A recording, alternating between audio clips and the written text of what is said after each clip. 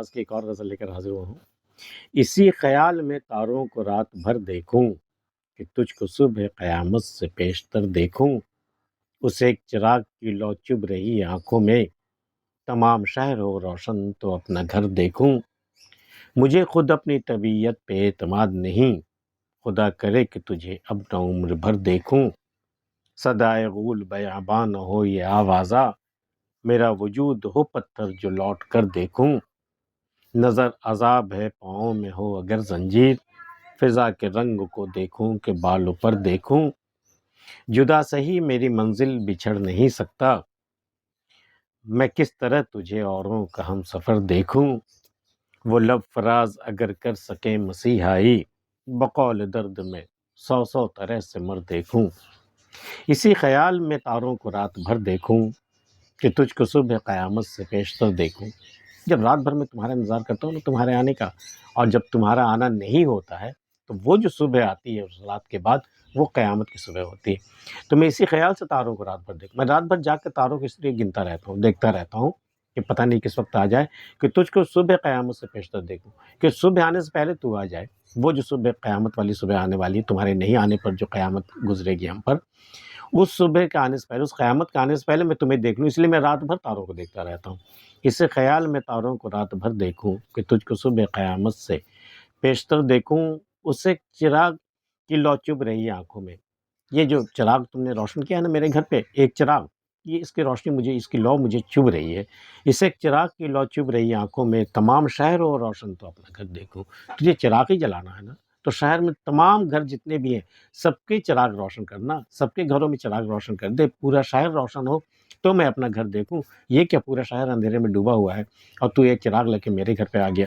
مجھے اس طرح کی روشنی چبھ رہی ہے، ایک چراغ کی روشنی مجھے پسند نہیں ہے، یہ مجھے گوارا نہیں ہے۔ اگر تجھے روشن نہیں کرنا ہے تو پورے شہر کو روشن کر دے، تمام شہر ہو روشن تو اپنا گھر دیکھوں۔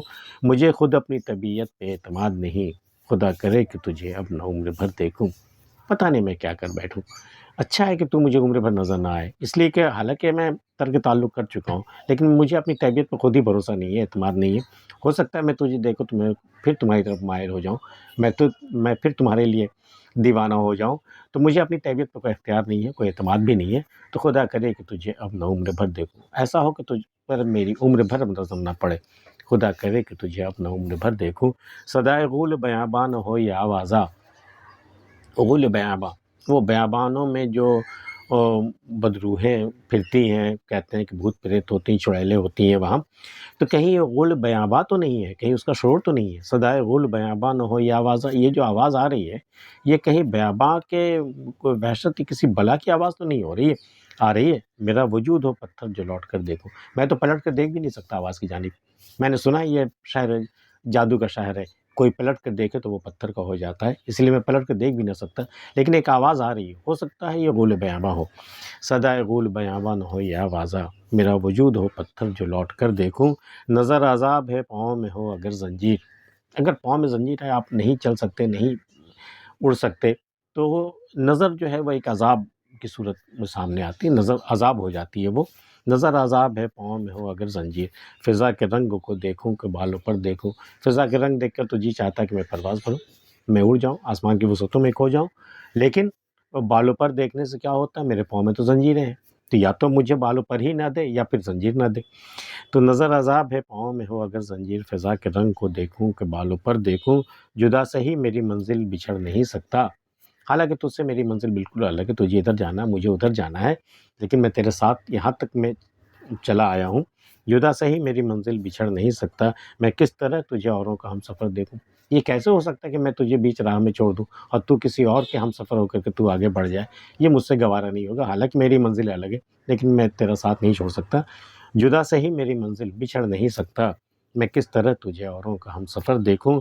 وہ لب فراز اگر کر سکیں مسیحائی، صنم کے ہونٹ اگر مسیحائی کر سکیں، مسیحائی مطلب اچھا کر دینا، زندہ کر دینا۔ وہ لب فراز اگر کر سکیں مسیحائی، بقول درد میں سو سو طرح سے مر دیکھوں، تو میں 100 بار مرنے کو تیار ہوں اگر وہ لب مجھے چھو کر کے پھر سے زندہ کر دے، تو میں ایک مرتبہ نہیں، میں 100 مرتبہ مرنے کو تیار ہوں۔ بقول درد، یہ بہت بڑے شاعر تھے خواجہ میر درد، آپ نے نام سنا ہوگا، کلاسیک شاعر تھے، تو ان کا ایک مصرع ہے یہ کہ میں 100 طرح سے مر سکتا ہوں، تو وہ لب فراز اگر کر سکے مسیحائی، بقول درد میں 100 طرح سے مر دیکھوں۔ آج کی ویڈیو میں اتنا ہی۔ احمد فراز کی غزل آپ کو کیسی لگے ہمیں بتا سکتے ہیں، ملتے ہیں پھر کسی اگلی ویڈیو میں، تب تک کے لیے اللہ حافظ۔